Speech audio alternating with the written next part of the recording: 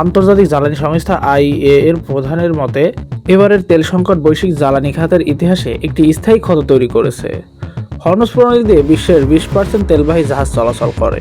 দীর্ঘ সময় এটি আংশিক বা পূর্ণ বন্ধ থাকায় বিশ্ববাজারে তেলের সরবরাহের ইতিহাসের সবচেয়ে বড় বিঘ্ন ঘটেছে। এপ্রিল মাসের মাঝামাঝি সময়ে তেলের দাম ব্যারেল প্রতি $100 ছাড়িয়ে গিয়েছিল। তবে সাময়িক যুদ্ধবিরতির খবরের কারণে বর্তমানে তা $90 নিচে ওঠানামা করছে।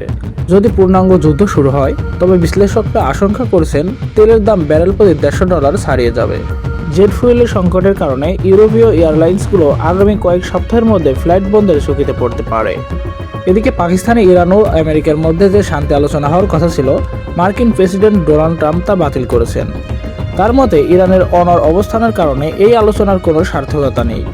পরিস্থিতি এখন ডুয়াল ব্লকের রূপ নিয়েছে।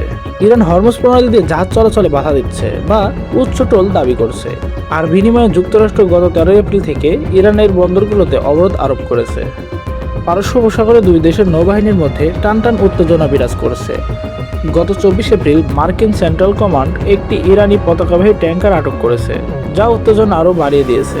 চীন ও রাশিয়া এই দুই দেশই ইরানের ওপর মার্কিন অবরোধের কঠোর বিরোধিতা করেছে। রাশিয়ার মতে, আমেরিকা শান্তি চুক্তির সম্ভাবনা নষ্ট করছে।